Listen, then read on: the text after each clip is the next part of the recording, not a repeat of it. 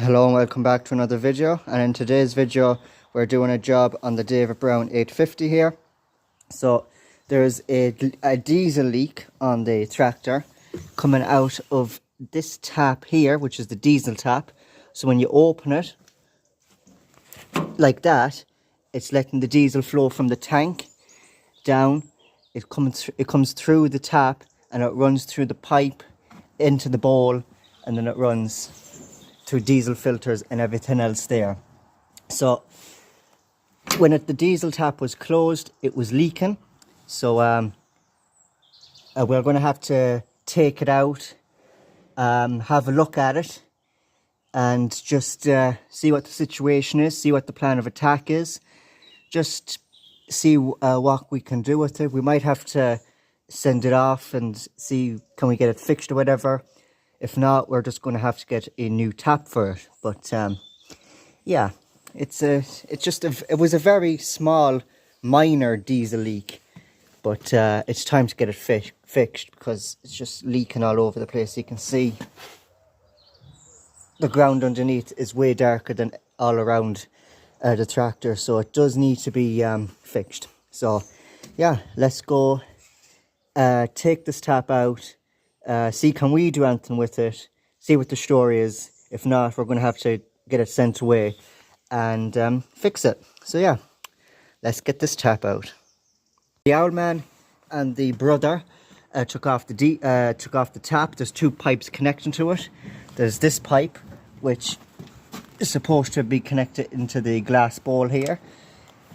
So if I wiggle that, you should be able to see that. Yeah, that pipe goes from the tap down to the glass bowl here. But there's another one, and it's in a more awkward spot. I don't know if you're able to see it, but it's that tap there. That goes from the tap up to the diesel tank. So when I show you the tap, which is in the shed there, you'll see there's two slots. One slot is for this pipe that goes to the glass bowl, and the other slot on the tap is for the other pipe up here for the diesel tank. So we emptied it. There's a pipe there. We connected another pipe to that and emptied two. There's one of them is full, the other one is half full. You have to send it away for it to get fixed. But anyways, we'll go in now and have a look at the tap, and I'll explain what the possible scenario is that's causing the diesel leak and how we're going to fix it.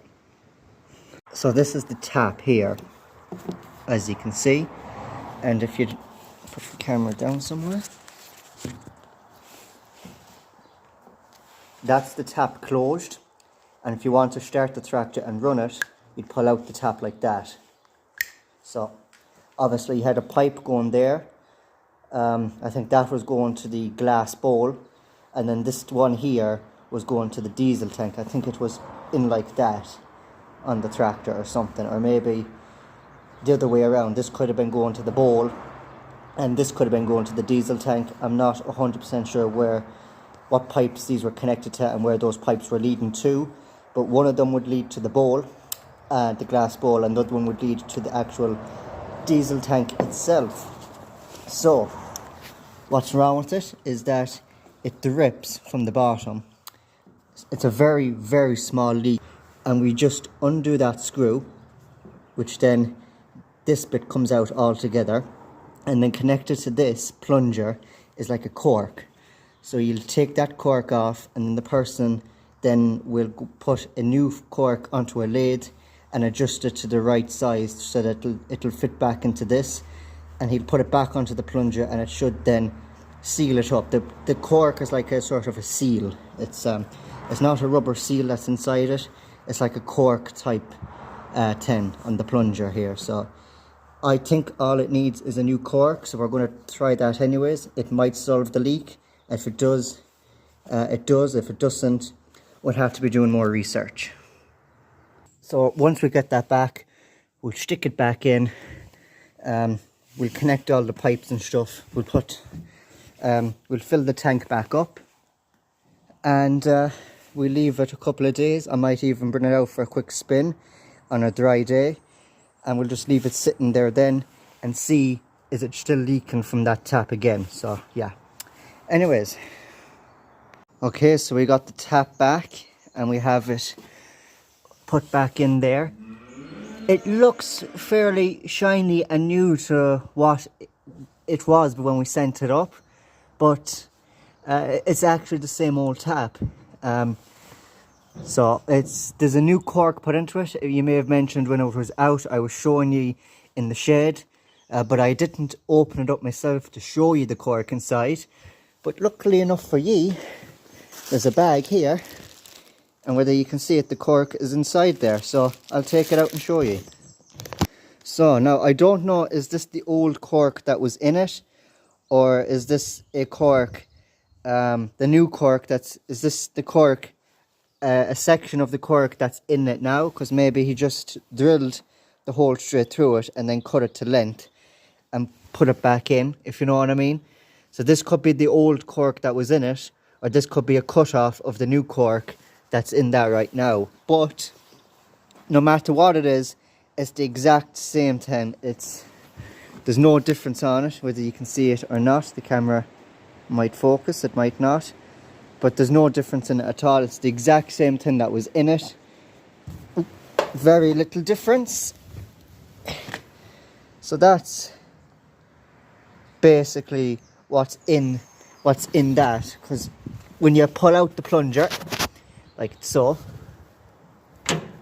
when you pull out the plunger, you're pushing this out and in, out and in, out and in. So when the plunger is in, it's stopping the flow of diesel, and when it's out like it is now, it's letting the diesel flow in.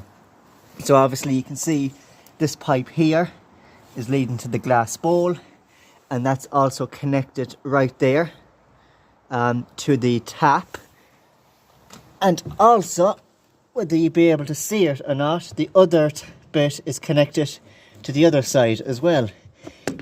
In at the back there, you can see hopefully where it's connected, where that sort of screw, thumb screw is, or bolt, nut. So yeah, the brother and the old man stuck that in while I was feeding the cows, so they were doing all that stuff.